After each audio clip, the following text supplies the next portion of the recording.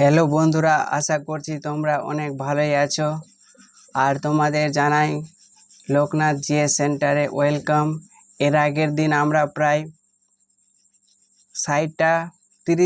31 থেকে 60 নম্বর প্রশ্ন পর্যন্ত আলোচনা করেছিলাম।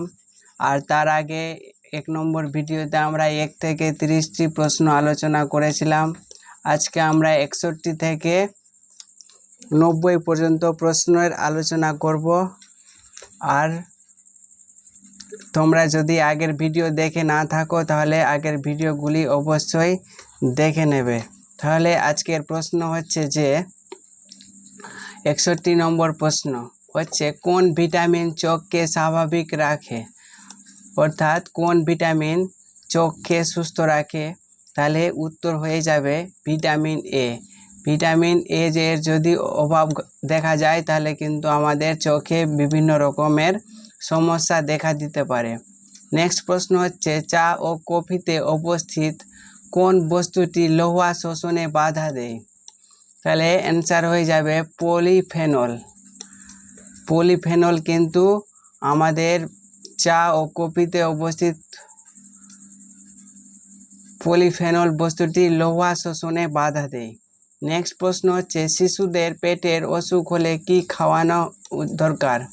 তাহলে শিশুদের পেটের অসুখ হলে ORS খাওয়ানো দরকার। ORS কিভাবে তৈরি করা যায়? যে চিনি এবং লবণ জলকে গরম করে কিন্তু ORS তৈরি করা হয়। নেক্সট প্রশ্ন হচ্ছে, কোয়াশিওর, এখানে সঠিক উচ্চারণ হয়ে যাবে কোয়াশিকর রোগের ক্ষেত্রে কোন প্রকার খাদ্যের পরিমাণ বাড়াতে হবে? তাহলে কোয়াশিকর যদি কারো রোগ হয় তাহলে প্রোটিন ও ক্যালোরি সমৃদ্ধ খাবার কিন্তু খাওয়াতে হবে। নেক্সট প্রশ্ন হচ্ছে, কোষ্ঠকাঠিন্যের একটি কারণ লেখো। কোষ্ঠকাঠিন্যের একটি কারণ হলো খাদ্যবস্তু কম পরিমাণে গ্রহণ করা। তাহলে যদি আমরা খাবার কম খাই তাহলে কিন্তু আমাদের কোষ্ঠকাঠিন্যের সমস্যা দেখা দিতে পারে। এই জন্য আমাদের প্রত্যেককে উপযুক্ত পরিমাণে, অর্থাৎ যতটা আমাদের খাবার গ্রহণ করা দরকার ততটাই আমাদের খাবার কিন্তু গ্রহণ করতে হবে। যদি আমরা কম খাবার গ্রহণ করি তাহলে কিন্তু আমাদের কোষ্ঠকাঠিন্যের সমস্যা দেখা দিতে পারে। নেক্সট প্রশ্ন হচ্ছে, কোন রোগীর পথ্যে অম্লযুক্ত ফল রাখা চলবে না? তাহলে পেপটিক আলসার, যাদের পেপটিক আলসার রোগ হয়ে থাকে তাদের কিন্তু অম্লযুক্ত ফল রাখা চলবে না। নেক্সট প্রশ্ন হচ্ছে, মেদবহুল মানুষদের দৈনিক প্রয়োজনের তুলনায় কত কিলোক্যালোরি খাদ্য কম দিতে হবে? তাহলে 800 থেকে 1000 কিলোক্যালোরি খাদ্য কম দিতে হবে। যাদের ওজন বেশি আছে কিংবা যাদের শরীরে চর্বি বা মেদের পরিমাণ বেড়ে গেছে তাদের কিন্তু দিনে প্রায় 800 থেকে 1000 ক্যালোরি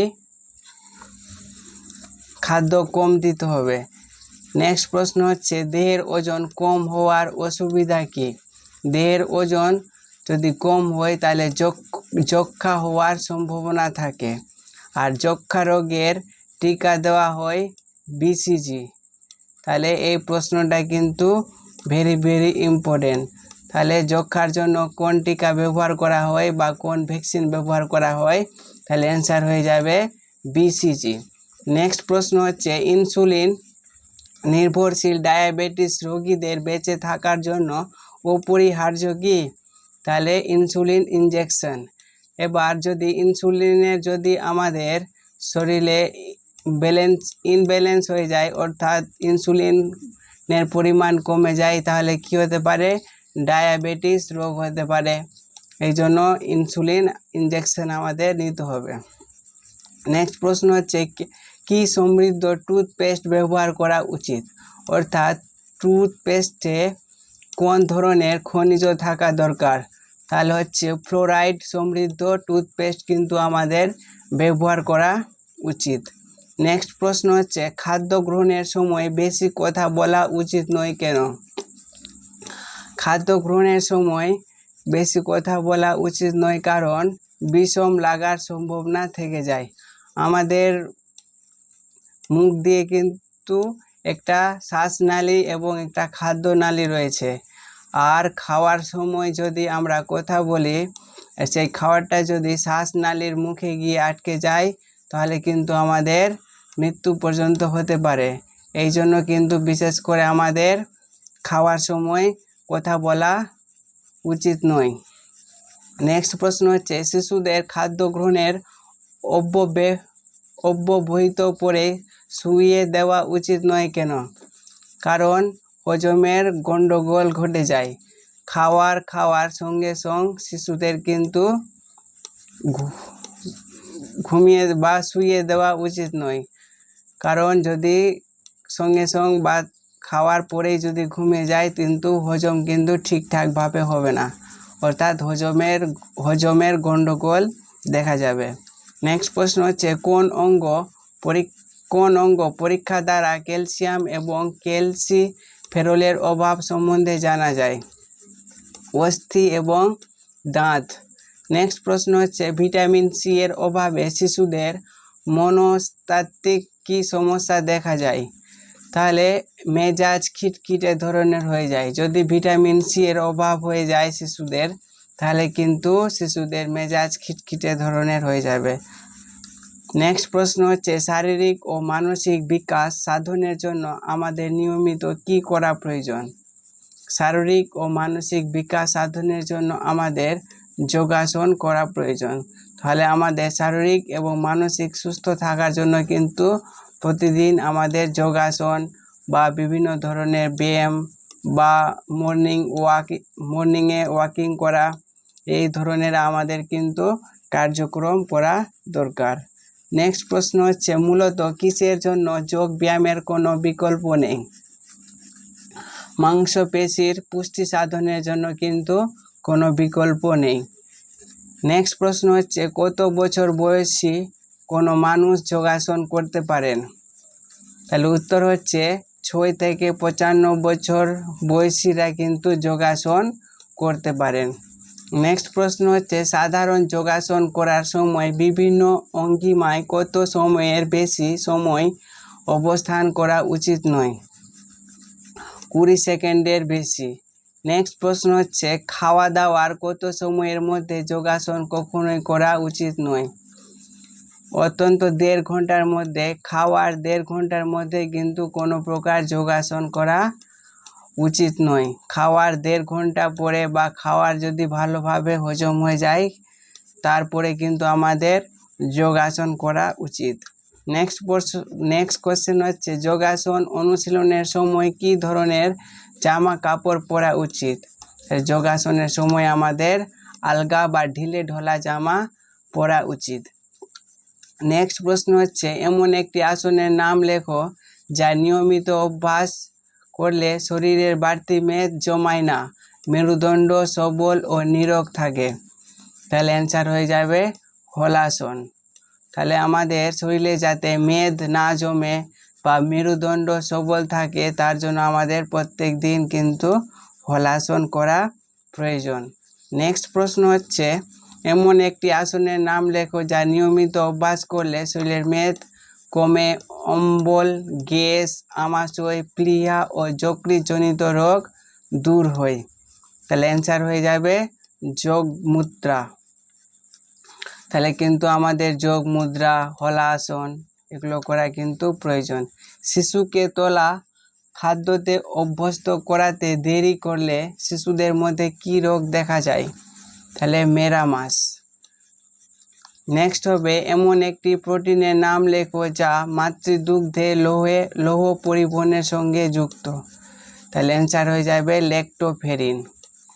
নেক্সট হচ্ছে, শিশুর বৃদ্ধিতে এমন একটি খাদ্য উপাদানের নাম লেখো যার স্থান দুধে ঠিক পড়ে। তাহলে অ্যান্সার হয়ে যাবে ডিম। তাহলে শিশুদের কিন্তু ডিম খাওয়ানো কিন্তু খুবই গুরুত্বপূর্ণ বা পুষ্টিকর। নেক্সট হচ্ছে, এমন একটি শর্করার নাম করো যেটি মস্তিষ্কের বিকাশের উপযোগী এবং মাতৃদুগ্ধের একটি উপাদান। তাহলে অ্যান্সার হয়ে যাবে ল্যাকটোজ। শিশুর আর ল্যাকটোজ শিশুর কোন বৈশিষ্ট্য থেকে বোঝা যায় শিশু উপযুক্ত পুষ্টি পাচ্ছে না? তাহলে শিশুর ওজন ঠিক মতন বৃদ্ধি পাবে না। আর শিশুর ওজন যদি ঠিক মতন বৃদ্ধি না পায় তাহলে আমাদের ভাবতে হবে যে শিশু কিন্তু ঠিকঠাকভাবে পুষ্টি পাচ্ছে না। নেক্সট হচ্ছে গরুর দুধের ক্ষেত্রে ভিটামিনের অপচয় ঘটে কেন? গরুর দুধের ক্ষেত্রে ফোটানোর ফলে অনেক ভিটামিন নষ্ট হয়ে যায়। তাহলে গরুর দুধ খাওয়ার জন্য কিন্তু আমাদের ভিটামিন কি হয়ে যায়? ফুটানোর জন্য নষ্ট হয়ে যায়। এই জন্য গরুর দুধ খাওয়ার আগে কিন্তু আমাদের গরুর দুধকে হালকা বা যতটা কম হয় ফুটানো উচিত। নেক্সট কোশ্চিন হচ্ছে ম্যাক্রোফেজ কি? ম্যাক্রোফেজ হচ্ছে মাতৃদুগ্ধে অবস্থিত জীবাণুনাশক উপাদান। তাহলে এই কোশ্চিনটা আরও অন্যভাবে ঘুরিয়ে আসতে পারে যে মাতৃদুগ্ধে অবস্থিত জীবাণুনাশক উপাদানের নাম কি? তাহলে অ্যান্সার হয়ে যাবে ম্যাক্রোফেজ। নেক্সট হচ্ছে এমন দুটি রোগের নাম লেখো যাতে অসুস্থ থাকলে মা তার শিশুকে দুধ দান করতে পারে না। তাহলে অ্যান্সার হয়ে যায় টাইফয়েড এবং যক্ষ্মা। আজকে আমরা 30টির মতন কোশ্চিন আলোচনা করলাম। এর আগের দুটি ভিডিও আমি দিয়েছি, সেই দুটি ভিডিওর মধ্যে প্রথমটি ভিডিওতে 1 থেকে 30টা প্রশ্নের আলোচনা করেছি এবং দ্বিতীয় ভিডিওতে আমি 31 থেকে 60 পর্যন্ত প্রশ্নের আলোচনা করেছি। আর এটা হচ্ছে 3 নম্বর ভিডিও। এই 3 নম্বর ভিডিওতে 61 থেকে 90 পর্যন্ত আমি কোশ্চিন আলোচনা করেছি। তোমরা আগের দুটো ভিডিও না দেখে থাকলে আগের দুটো ভিডিও কিন্তু অবশ্যই দেখে নেবে। আর আমাদের ভিডিও যদি ভালো লেগে থাকে তাহলে তোমরা কিন্তু আমাদের চ্যানেলকে অবশ্যই সাবস্ক্রাইব করো এবং পাশের দেওয়া বেল আইকনটি অন করে রাখো পরবর্তী ভিডিও সবার আগে পাওয়ার জন্য।